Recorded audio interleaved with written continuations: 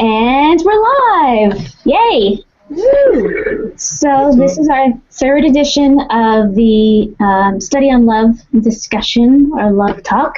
And today I'm joined with my sister Lauren. Hello. And Sukhneet. What's up?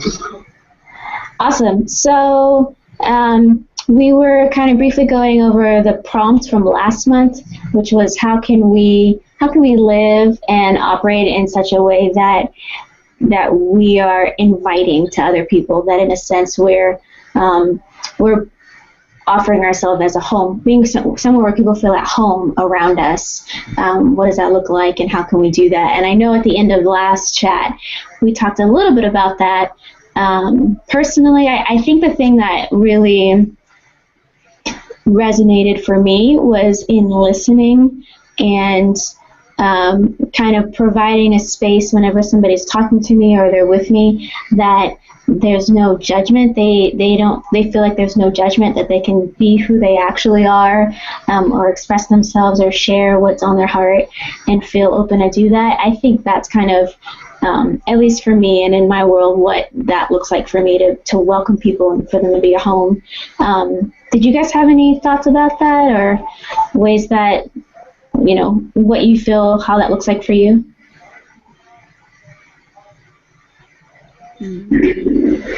Yeah. There's a couple of thoughts come to mind. I think one, what you mentioned about listening, and it seems like I think of love as more of an active, more of a verb rather than like a word or a noun or something like that. And I think really loving somebody takes a lot of work, and even doing things like listening to somebody, not being judgmental, because especially given the way work is, sometimes it can be, and the way like technology is changing the way we interact, it can feel like we need to kind of rush interaction forward, when showing love to somebody, creating that space, is almost like slowing things down and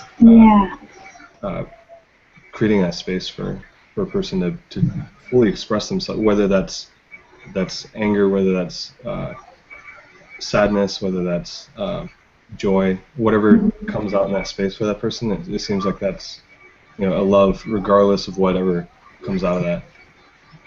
Yeah, I like that. Like allowing this space to decompress from sort of all of the things that happen. No, I really like that. That's true. Because I think oftentimes, and I don't think, people mean harm by it. I think in the fight for justice and trying to move people forward, we don't allow people to process, because it's like, well, no, just accept your feelings. Just accept that this is kind of like the way things are going and the way things are right now, and it doesn't really matter how you feel about it. This is what is truth, and though that statement necessarily isn't wrong, it just isn't love. Yeah, I loved, both you touched on this, just about allowing that time. So there's an aspect of with our attitude and kind of our response to people that can be welcoming and that can be loving. But then it's also, Sukhneet, you talked about with technology, and just we're at such a fast pace and we're used to things moving so quickly. That's a very specific style of communication that doesn't directly translate to in-person interactions, and we've gotten so accustomed to those digital interactions that it actually is a conscious effort to slow down, when we're in front of somebody, not having your phone right there on the table at lunch or whatever and checking it all the time, and actually giving the full attention. Because even if I come into, I sit down and we're here to discuss and talk and just hang out with no real agenda, and I truly want to do that, but my actions may be saying, okay, well, there's so many other things right now that are vying for my attention, and maybe that other person doesn't want to feel like they need to compete. That's not Me being conscious of that and saying, you know what, right now I don't have, like, this is going to be my priority. You as a person, a human being sitting physically in front of me is going to be my priority. And you communicate that when you even just put your phone away or whatever, right? So I like allowing that time, slowing down, putting aside other distractions. I like that. I mean, I kind of playing off that, like especially the thing that you mentioned about putting that phone aside, in a way that, I mean, the way that like our interactions, not interactions, but actions kind of impact our thoughts and feelings. It's almost like just putting that away. It kind of creates a space not only for the other person, but also for, like if I put my phone away, and it can be uncomfortable to do that. It can be uncomfortable to be fully present with somebody and not know what to expect. Because with technology, I mean, with blogs, with titles, like we learn so quickly, like how clicking on a blog, like we kind of know what to expect from the author or whoever's creating that. But to sit with somebody, especially people that we know too, and to sit and be there. We never know what people are carrying when all of us are carrying something. Yeah. Do you think there's a level of control there when we feel like we're trying to move things along, or because you bring up that point of when you actually are present with somebody and you give them that time and that space, you have no idea what to expect or how even you're expected to respond. So it's kind of our natural inclination to guide things the way we want them to go. But do you think that's based out of like a desire for control? Where does that come from? I think so, in a way. I think yes, control, but sort of like more in like a predictable interaction. So it's exactly like you were saying. Like it is scary to sort of have an interaction with somebody without sort of like, like when we go on Facebook, or we go on Twitter or Tumblr or whatever, like there's like this filter. Like one, you have an online persona, even if like you feel like you don't, you're just being you, it's still sort of like, it's not the whole you, it's just text, it's just images, and you present what you would like to present. So that's like one level of sort of that filter. And then the way that you respond and interact to other people is there's only so many ways that people really respond online. It's like a like, or like an emoji, like positive sort of affirmation. Some people give like, maybe in between responses that most people just kind of ignore, or you get like trolled, like, like this sort of extreme opposite of like that positive response, to which but when you engage on that platform, you already know that. And you respond based on whatever it is that you've created on that platform. So, maybe you're really funny, and so you know that you're going to respond with a joke, like maybe that's part of your persona. But when you're having a conversation with someone, one, they're probably not going to respond in that sort of extreme, like immediately. But you really have to think about that person as a person when you have to see them and see that sort of whole thing. Like when you're online, you don't even have to acknowledge that you're responding to a person that has like feelings and thoughts and like sort of this whole life. But when you're like right there with somebody, you have to acknowledge those things, and sometimes you don't want to. That happens to me all the time, where it's like, like I'm irritated, I'm upset, like nothing about this, like I don't want to acknowledge that maybe you've had other experiences that form the way that you think, because I just want to be like, no, like this is what I think, this is how I feel, and if you don't like that, get out. But you can't really say that to somebody who's like right in front of you, or like your coworker, which like you don't have control over that. So Yeah. I do think it is sort of like a controlled interaction. All that to say. That's a good point too, and especially, I mean, like the limits of like being able to, the limits of what we share online, like Mhm. like Facebook. I mean, we only see what our friends post, and then with the algorithms, we only see the things that we like, and we're only seeing those stories. Especially with like the elections, I mean, people feel all kinds of ways, which yeah, but and it's just like what we see online is kind of it's almost like, in a way, it seems like bottled up.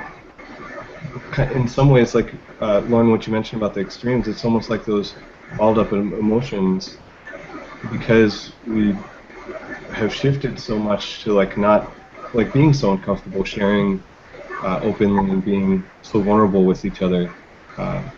Because I mean, it's normal to go to like a parade or something like that and to see just a sea of screens. Mhm. And Yeah. it's almost rare to see, somebody just enjoying. I saw a picture of like this. There's a parade, and on the side of the street, there's all these people and all these pictures. Everybody's clamoring to take a picture, and there's this circle, this cool older woman, and she's just sitting there, and she just has a smile on her face, and she's just enjoying the scene. Yeah. Yeah, that's crazy. So there were two things that kind of like two different things that I thought of when you guys were talking. And I'm trying to remember both of them, but I wonder. One is, are we so? It's kind of back on that vein of control, right? Of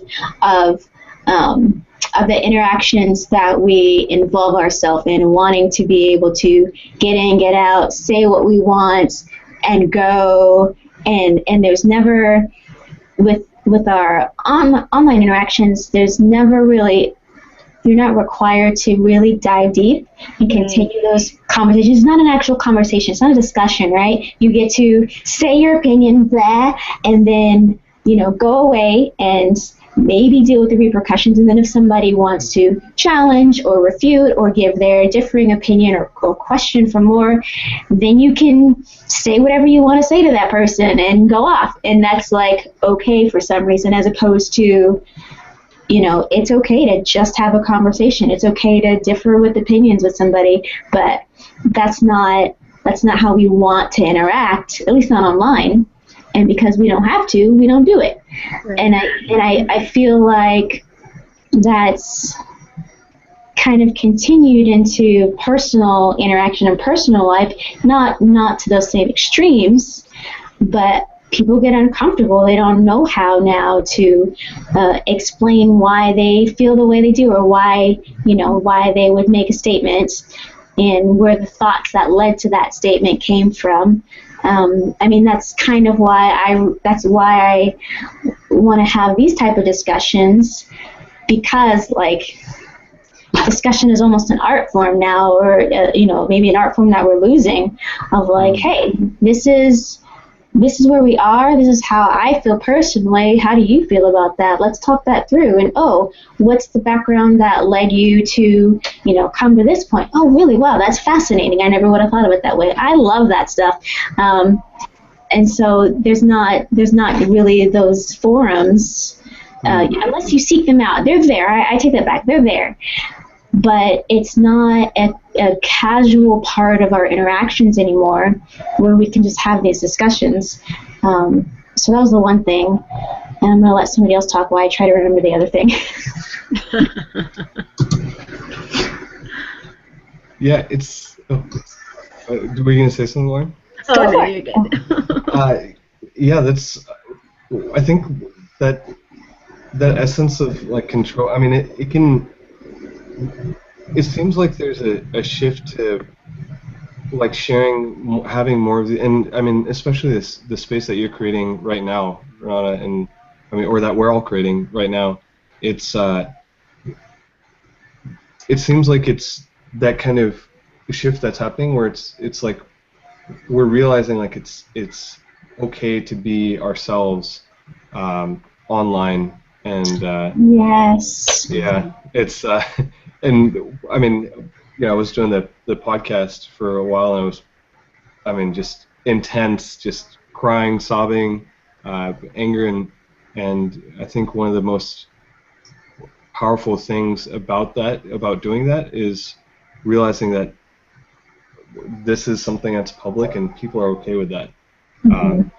And which kind of then translates into day-to-day, where it's like, okay, we're okay expressing these emotions with one another, openly and honestly. And it's interesting to see more of that happening with people, offline and online. I like. No, you go. You sure? Okay. Yes. Kind of in that same vein, I think because everyone is learning what that looks like to sort of be themselves online. It's like, well, me being myself, like, you are in direct opposition of me being able to, like, fully express myself. And so I think that's why, like, a lot of the responses are so volatile, because it's like this idea of, like, no, like, you are in direct conflict of, like, my expression of self, where in person we recognize that that's not true. Like, somebody being themselves doesn't, like, stop or prevent you from fully walking in, like, whoever it is that you are.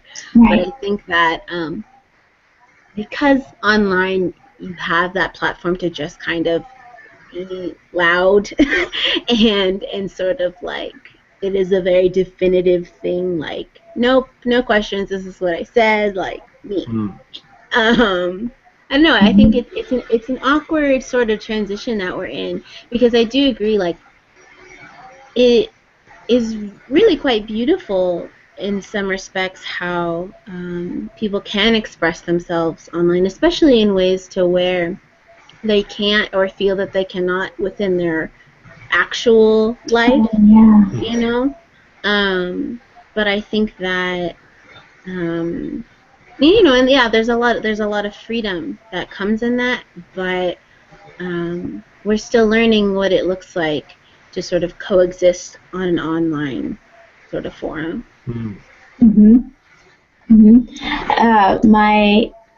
My thought to that was, it left.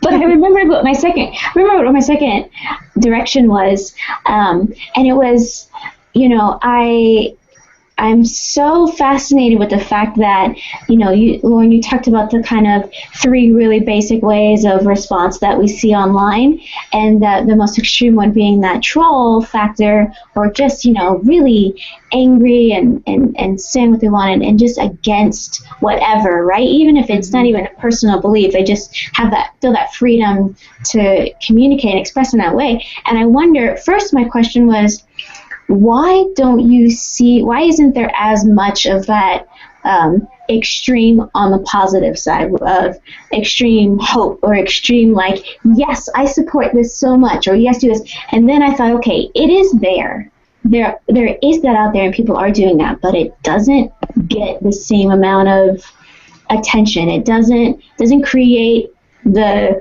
volume of conversation, and, like, even just looking at posts, and you see somebody who posts something angry and probably really stupid, right? Some really stupid angry statement, and you'll see tons and tons of responses, right?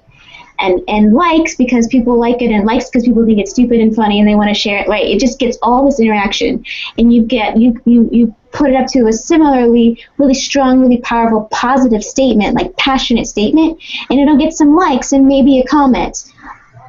But that's the end of that conversation, and then it gets forgotten, and nobody's sharing it, and nobody's talking to their friends about it. You know, look at what so and so said. Why is that the case? That really fascinates me. It kind of frustrates me. But why? Why does that happen? One thought that jumps to mind right away is, it seems like what's happening on the other side is, especially when it's something like so positive, it seems like it's, you know, when it hits, like if I read something extremely positive that kind of hits me emotionally, like a tweet or something, like it, you know, I'm just spending time like processing it, and it's I think it can be intense for people, to have that kind of positive reaction Mm. sometimes, and it almost feels like, okay, here's somebody who's creating this content. They don't need my support because they clearly have Mm. everything figured out in a way. Interesting. Yeah. And I noticed this, like, I saw on Reddit, like, I follow Uplifting News, and then if there's like a cool story, I'll just upvote it, and then that's it. But then spend more of my time like responding somewhere else where there might be, because it almost seems like there's a need somewhere else Mm. to do Yeah. something somewhere else. If there's something negative, like there's a need to kind of to talk against it or to give my view on that, rather than supporting, when in reality supporting that thing will, whatever we focus on grows. Yeah. Go, Lauren. Oh, I don't know. I'm processing. I think that honestly, like I don't know. I've been thinking about that too. Just that concept in my life and how I can be like, I don't know, like even just thinking about today, like I was noticing how I've been a lot happier lately. I think I've just gone through a season where like I don't know, like I just was really unhappy and I finally see myself coming out of that. And then like really simply, like something that was not probably like actually not a big deal in the grand scheme of things, like really messed me up today. And I was like I've been thinking about it because it really wasn't that big of a deal.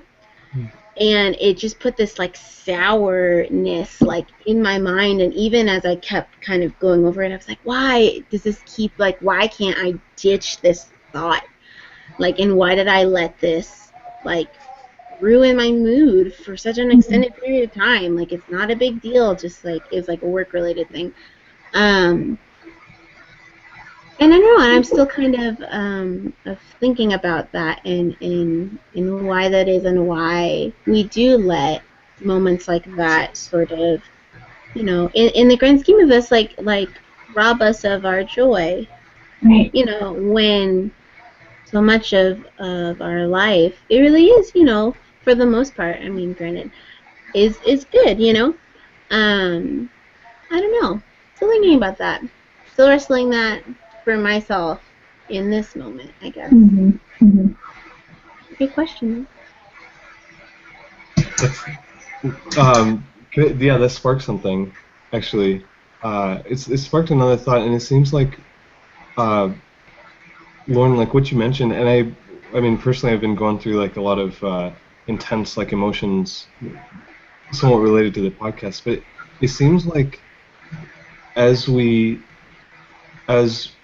like we get more comfortable in a sense, like where we don't have to worry about AC, we don't have to worry about where our food's coming from, we don't have to worry a lot of times about cooking food, we don't have to worry about diseases, about so many things that we don't have to worry about. It, in a way, it seems that it allows us, or our sensitivity like just boosts up. Right. And it, like, one thing that I found helpful, like I follow Uplifting News, and then I also follow Morbid Reality of like, yeah, it's really kind of. I've heard of that. Yeah, I mean, it's another subreddit that's like really intensely like, it shows kind of the full spectrum Right. of life. Like, death is a reality. Like it's there, and in a way, it's almost like I've kind of found a meditative practice of like recognizing that, hey, it's gonna end at some point. It kind of it almost in a way like it allows me to be more sensitive on things that I choose to be more sensitive on like joy, happiness, and then those kind of regular like meditations or practices, like thinking of like the worst case, kind of in some ways can be like tumultuous, or like can be really uncomfortable to go through, but then it's almost like, I mean, Lauren, like you, I mean, just the processing, like right there, it almost, like, it's almost like a sense of processing those and sitting with those negative emotions allows us to be more sensitive to like more positive or joyful or essentially love in a sense. No, yeah, I totally see that, because if you don't, I think what can happen and what we are sort of what would you say, socialized to sort of do is to kind of just compartmentalize negative things like that, and just like, okay, like I have to move on because I have to work, and life moves on and whatever. But I agree, like you have to sort of sit in that to process through it and really sort of find the root of that, so that you can truly like kind of let it go, and the next time an experience of that nature comes across, you're like, okay, like I know what this is now. I have experience with this feeling, with this thought process, and at least for me, like every time that happens, I'm like, okay, I am closer to the root of this. And then soon, like, I mean, the goal, I guess, would be ultimately it wouldn't even take you to that same emotional state anymore, because you fully understand the full spectrum of what's happening within that moment. And so, but I think we're people, and granted, like I feel like that will never sort of be like, no one's ever going to get to the point to where like they're just 100% unbothered. But you know what that reminds? Oh, sorry. Were you going to say one more thing? Oh. So just hearing you go through that process, and what that reminded me of was just what we were talking about at the very beginning of creating that space. But now you're creating that space for yourself. You're saying you're allowing yourself time to express, or first to express, here's how I feel right now, and then to process, what does that look like? And so, and it kind of like, when you're talking, I kind of went through this journey here where it's like, you have to be able to do that for yourself before you can do that for somebody else. Absolutely. And how much do we know? We have to know how to love ourselves before we can provide love to other people. And so just that same stuff that we were talking about, slowing down, allowing ourselves to be open and honest with what we're feeling and thinking. And I think that even speaks to why we have such outbursts online, because most likely, somebody who's not taking time to really think about how they feel about things and how they process things, it doesn't take much for them to just blast out when something triggers them, right? They haven't built that safe space even just for themselves. Slowing down, looking at what the priorities are, letting themselves be a priority sometime. If you're spending time by yourself, that's okay. I don't have to have some kind of entertainment or device, or I don't need to know what's going on in everybody else's lives or in the world right now. So allowing that and creating that space where you're like, I'm okay with just being with myself, because I actually do like myself, and everybody doesn't start out at that point, so that takes time, and that's a process. And then, Sukhneet, what you were talking about, there totally needs to be that balance of being able to say, here's the reality of the stuff that's going on in the world. A lot of it sucks. Here's the reality of what's going on in my life. Some of it sucks, but in the scheme of things, I'm doing okay, and really kind of, living in the midst of all of that. So there definitely needs to be that balance. But, Lauren, that really just honed in for me of like, okay, I gotta figure out what loving myself looks like. Right. Then maybe I can start to try to be a home for somebody else, create that space. No, that's really good. That's powerful. I mean, it's in that, like, loving ourselves. It seems like in a way it's kind of like a chicken and egg of like loving ourselves, which leads to loving others more, but then loving others more leads to loving ourselves more. it seems like there's like this concept of hokum, or like, following like our duty. And I remember somebody described it as doing what the moment requires, and it seems like Lauren, when you mentioned a thing that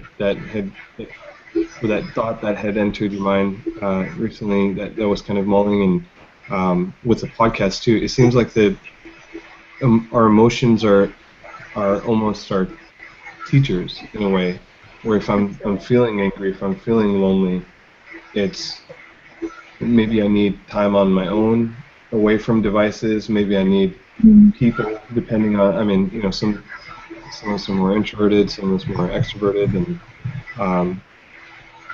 and I think exactly what you said, Renata, about like having that kind of space to process what's going on, allows us to see like what we need to learn from an emotion, and not attach like a good or bad to that emotion, and Right. simply Absolutely. experience it and sit with it. Lauren, do you want to add? I'm looking at the time. I don't remember exactly when we started, but I think we do need to wrap up. But Lauren, do you want to say any final thoughts on that note? I totally agree with what you were saying, Renata, about this idea of self-love. I think it is probably the the highest level of self-love, to allow yourself the space to just be, Yeah. And Sukni, as you were saying just now about not attaching a negative or positive to it and just like allowing it to happen, I think that so much of the time, I had a teacher who was always sort of telling us, like certain words that we should just remove from our vocabulary: failure, mistake, those sorts of things, because he would always say, if you could do it any other way, you would have. And so we need to stop sort of associating this sort of like dichotomy to things that are just, they just are. Like anger just is. Like it's not a negative or positive, it just is. Sadness isn't a negative or positive. Like allow yourself the grace to just have that emotion in what it is and process through it, like you owe it to yourself to do that. Awesome. So in that light, I think we're in a good space to ask, what's the first step of creating that self-love or working towards that self-love? I think I want to have something along those lines for our thought for the next month. And it's going to be like, that's something I feel like will truly be different for every person, right? What's the next step, either a broad sense or specific? What will I do? The next thing I will do to, improve my self-love or to work towards self-love. Is that a clear question, or is there a better way that we can ask that? I think that's pretty clear. But okay. Yeah, like the next step that somebody could take, or something that somebody can think about, maybe. Essentially, you're asking to create that space. Yes. Yeah. Focused on self, and yes, and allowing that space and that development of self-love. Yep. Cool. Thank you, guys. We did it. Woo. Oh, that was it? Oh, we didn't need to answer that? Oh, we're just asking the question. We're posing the question. We'll see if people respond and it causes any thoughts, or, we'll see what happens, and we'll come back and talk about it next month.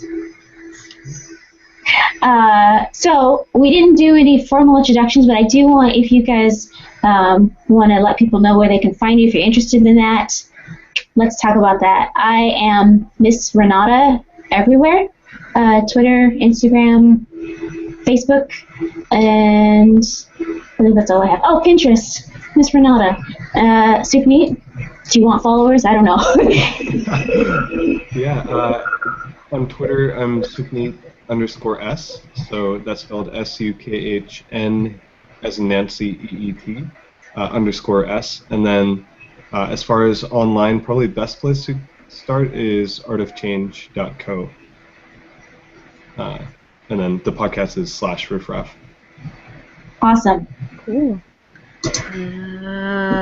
You can find me in most places under Simply Revitalized. Also, just Lauren Campbell, standardly on Facebook and YouTube.